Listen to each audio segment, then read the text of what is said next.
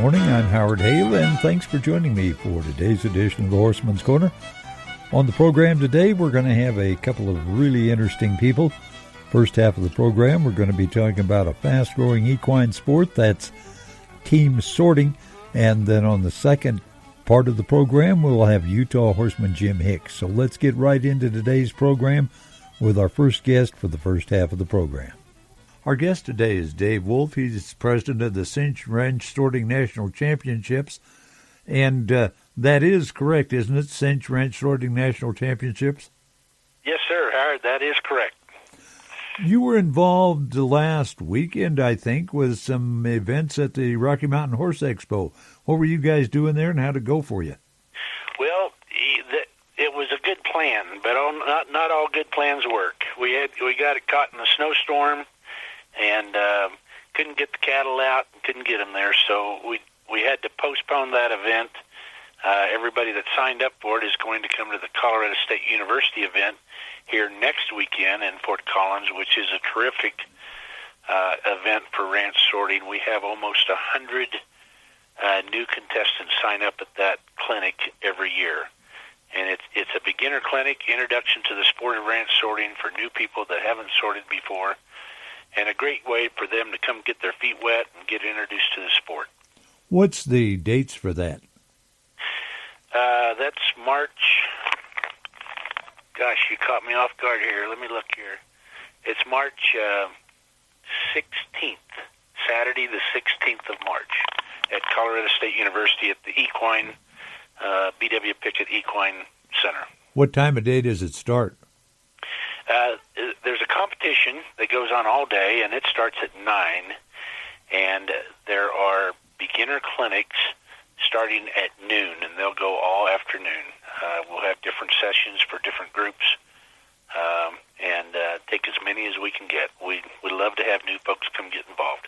How did they go about doing that, Dave? They can call here at the RSNC office, and that number is 970-897-2901. And just check in here at the office, and they can register right here for the event. Sounds like it's going to be a good event. You had quite a few people signed up at the expo. Yes, we did. We had a good group that was eager and ready to go, and a bunch of them couldn't get their trailers out of their yards. It's just that time of year. You never know in the springtime whether you're going to get hit or you're going to have a sunny day. But there's always a backup plan. Well, it was spring earlier, and now it's winter again, isn't it? That's right. Besides this event that you have at the event center at Colorado State University, what else have you got coming up in the not-too-distant future? Well, springtime is when we have our regional finals all across the United States. And we have one in Loveland, Colorado, for the North Central Regional. And that's coming up here the end of March. Let me look at that date for you. March 29th, 30th, and 31st. And that's a great event. You don't have to qualify for the event. We have levels of competition for everyone, including brand new beginners that have never sorted before. And it's at the beautiful the ranch at Larimer County Event Center in Loveland, Colorado, and great facility, stalls right there, all under one roof. And we'll have 4 sorting pens set up, so we can run a lot of teams in a short amount of time. We anticipate probably 1,000 teams at that event. We do it annually, and so that's a nice local event that anybody can come to and compete in, and we have lots of cash and prizes at that event. And then we have lots of other events. We have the very next weekend, we're going to South Carolina to do the Southeastern Regional Finals. Following that is Jackson, Ohio, the following weekend, and that will be in just south of Columbus, Ohio. The following weekend after that, the 15th of April, is Fort Worth, Texas. on the road here for the next month. It's almost every weekend and some great big events all across the country. So this sport must be growing. Absolutely. I'm just astonished every year at the growth of the sport and the continued interest in the sport. It's a great family-oriented event where the whole family can get involved, and it continues to grow and just do very well. Talk about the prize money that's available and the entry fees. Entry fees are not too bad, are they? They're really not. For any cattle event, there's obviously a large additional charge, cost of the cattle and shipping of cattle and all of that. But for cattle events, we think for sure we have by far the least expensive, and they range from $15 to $35 an entry fee. And it's a great way to be able to work cattle, get to know how to manage and handle cattle in a competitive atmosphere. And as always, when you have a bunch of cattle, every run's a little bit different. For people that I know when we've talked before, we've gone over this before, but for people who may not remember or maybe listeners for the first time, how does ranch sorting work? Ranch sorting is a sport that's in a controlled area, and there's two round pens, basically round pens. They're about 50 foot across, and they're connected with a 12-foot opening in between them, and sort of like a figure eight. Two areas to work. Two riders come into one pen, and in the center between the two pens is a start-finish line. When a contestant crosses that line, a clock starts and a flag drops. And the contestants have 1 minute to sort as many cattle as possible. They're given a number when they cross that line. Let's say, for example, they're given number 3. It's their job to send one rider in and sort that number 3 out of the herd of 11. There's cattle numbered 0 through 9, and then there's one blank cow. The purpose of that blank cow is so when you get to your 10th cow, you have something to sort rather than just bring that 10th cow out. But like I say, it's a 1 minute time limit. They go in and they sort the number 3, the number 4, 5, 6, 7, 8, 9, 0, 1, 2. And the person that sorts the most cattle in the fastest amount of time wins the game. Well, that's pretty simple, isn't it? It is, and that's why it works. There's not a lot of rules. It's not a judged event. It's a timed event, and it shows, it gives you the ability to work cattle just like what they do on a ranch for hundreds of years, sorting steers from heifers or cows from calves. But it has to be in the right sequence, doesn't it? Absolutely. If you get out of order, it's a no time. So sometimes slower is faster. And what if one has been sorted out and it gets back? That's also a no time. You have to have eyes in the back of your head sometimes. Well, that where it's a two-man sport, is it always just a two-man team? We have a new game called 3-man 2-gate sorting, and basically that's 4 round pins put together, 2 figure eights, and we open the front end of the 2 figure eights, so we have 2 circles and a big rectangular pin. And in the rectangular pin, we put the 11 head in there, and it is 3 riders. There's one person in each gate, and then there's one person sorting. And you just sort the cattle out just like that. But it gives you a little more room and a little more ability to move out a little faster. It's about a 100-foot by 50-foot area. And you sort those cattle into the 2 round pens. Does it make any difference which round pen you go into? It doesn't. We leave it wide open. Whatever hole you can get them through, you get them through. That's what's the interest been in that event, where that's a new wrinkle? Certainly grown. People like to do it. It's just a little change of pace, something a little different, and we've had a lot of interest in it. And, we're really happy with that class. We also have a new class that we started a year ago called Western Heritage Sorting. We're super excited about that event because we know there is a large group of folks that grew up on ranches that have dads and granddads and great-granddads that don't like to go fast. And they like to work cattle slow and quiet. So in this class, you can't get out of a trot, and you can't shout and holler at the cattle. So it's a slower pace. It's more of a finesse game, and that brings a lot of new folks to the sport that don't like the speed. Well, I would think it's a good idea for people who got used to really working those cattle slow and keeping them quiet. Yeah, it's really taken a hold, and we're getting cutters, that like to cut, and they're trying the Western Heritage Sorting and really liking it as well. So it's bringing in a whole new group of folks, and we're excited about that. What's it cost to join your organization?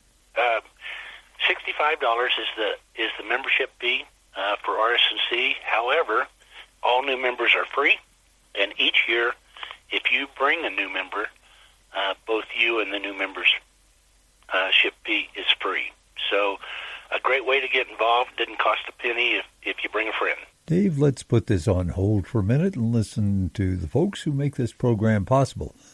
But you folks stay with us. We're going to have a lot more from Dave Wolfe about this great sport and fast-growing sport of team sorting in just a moment. You're listening to the Horseman's Corner. Welcome back to the Horseman's Corner. I'm Howard Hale, host of the program, and we continue with Dave Wolfe. He's the president of the Cinch Ranch Sorting National Championships, a fast-growing equine sport. Here's more of my interview with Dave. So, how fast is this growing anyway? Howard, we're at almost 28,000 members all across the United States. We started in 2007, and so in 12 years we've grown from 0 to 28,000. Why do you think it's become so popular? It's just fun. It's a fun family sport. Everybody wants to be a cowboy. Everybody has a chance with this sport to be in a controlled area and be able to work cattle. And, a lot of the other cattle sports are done in a full-size arena. If you are not a very experienced horseman and cowman, you're not going to control those cattle. They will beat you. And in our sport, 50-foot round pen, if you're out of position and the cattle beats you, all you have to do is turn around and you're right back in position. So there's some factors there that really make a big difference. How do you separate the raw beginner from the really experienced rider in your sport? Well, it's just like roping 20 years ago. It used to be that all the hot shots would go around to all the ropings, and didn't matter who you were or where you were from. If one of those guys came in, they would beat you because that's what they sort of do for a living. And in the roping industry, they started a rating system that rated contestants based on their ability. We do the same in RSNC. We have a number 1 to a 9 rating system, 1 being a beginner, and we absolutely market to grandma on a trail horse. That's our number 1 position. Once you win 3 checks, you graduate to a number 2 rookie. Once you win $1,000, you graduate to a number 3 novice. And from there on up, 4, 5s, and 6s are amateurs, and 7 through 9s are our open riders. And then we have classes that fit those levels of competition to where you and your team mate would fall into a class based on your ability. Let's say the class is a 6, then a 4 and a 2 could get together? Absolutely. You got it, Howard. 4 and a 2, or a 5 and a 1, or 2 3s. That's pretty simple as well, and it's worked well, hasn't it? It really has. It really has, and we have a program, a software program that we send to all of our producers all across the United States for free, and it basically runs the show for you. It does the entries, calculates your entry fees, it calculates your winnings, calculates the paybacks, and it also sends us all of the results from the show so we can do the points and awards. But with that, we know how many dollars you spend on entry fees versus how many dollars you win as a contestant. And we take that win-loss ratio and determine your rating. So if you spend $1,000 on entry fees and you win $2,000, you'd have a 2.0 win-loss ratio.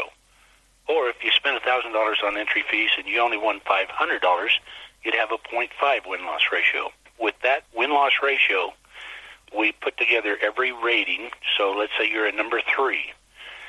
We list the highest ratio to the lowest ratio of all the number 3s across the country, and the top 15% will go up to a number 4. The bottom 15% will go back to a number 2. The middle 70% stay right where they're at. And so that makes it fair. There's no judgment. It's just based on your success. And where you have the software that records everything at every sanctioned event, it's pretty hard for people to sandbag, isn't it? It's so fun. People will call me up and they'll say, I haven't won a thing in a year, and you really need to move me down. And I just open up the database and say, well, you know what, at this show, at this class, you won this and you won that. And it keeps them very honest.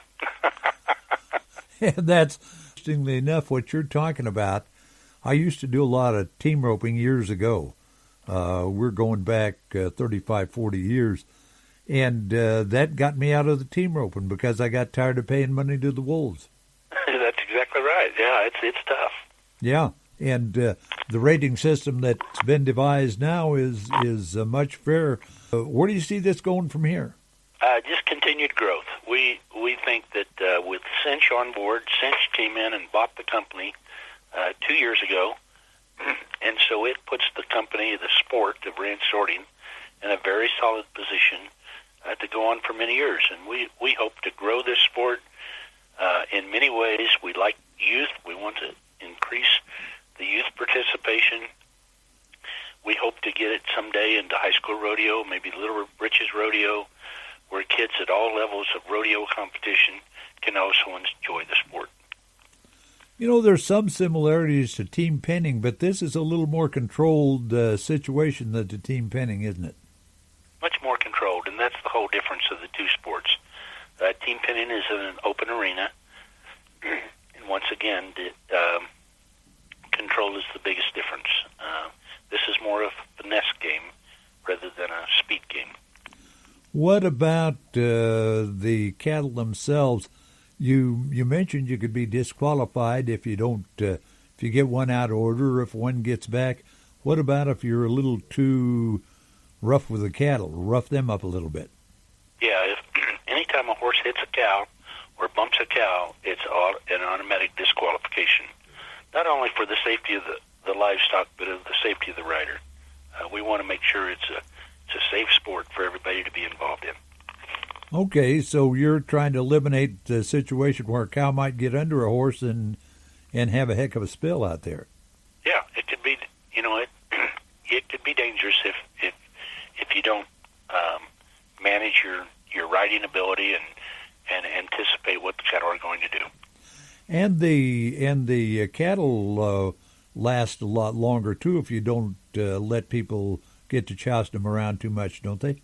Oh yeah, absolutely. And taking care of the cattle is important because without cattle we don't have a game, and we want to make sure that our livestock providers are happy with our sport and happy with what we do with their cattle. So we always go way out of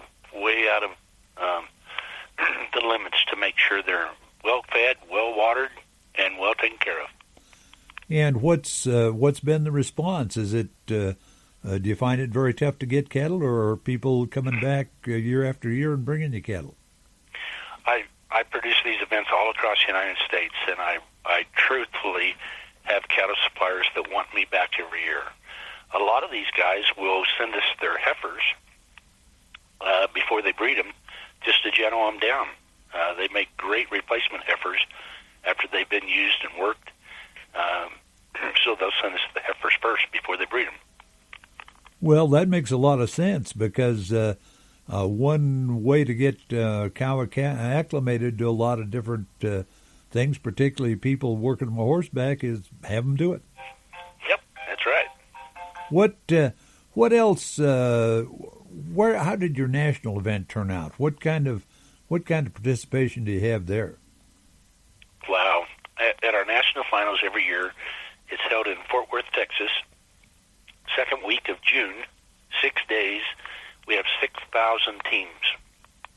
They come from all across the United States. And what has this done for the horse market, and trainers? This has been helpful to them, hasn't it? Oh, it certainly has. The cow horse is what we need, and there's a lot of different disciplines that train horses for cattle: the rein cow horse, the cutting, the working cow horse, and so we add to their market. A broke horse that can read a cow is perfect for our sport. So all of those guys appreciate what we're doing because we're selling a lot of horses within our sport. And it doesn't have to be that horse that would be a high-marking cutting horse, for example, does it? Exactly. Those that don't make the futurity, NCHA futurity, are the perfect horse for our market because they're already broke, they're already reading cattle, they're already working cattle. They just might need to be handled a little bit more than they would in the high levels of the cutting. And, man, we can put them in our sport, and they're heroes. What else would you like to add about the Ranch Sorting National Championships that I haven't asked you about? Well, continued growth is always our goal, and we are always excited to bring new people into our sport. We always are looking for new ways to find producers that are willing to produce events, and it's a great opportunity to make a little money on a weekend if you own some cattle or if you have a facility that you could rent out or use to host ranch sorting. Like I say, we have a database of 27,000 contestants across the United States, so we're able to advertise for your event and make it successful. So at any time, if anybody's interested on either side of that fence, we'd love to have you give us a call. And our number here at the Ranch Sorting National Championships, once again, is 970-897-2901.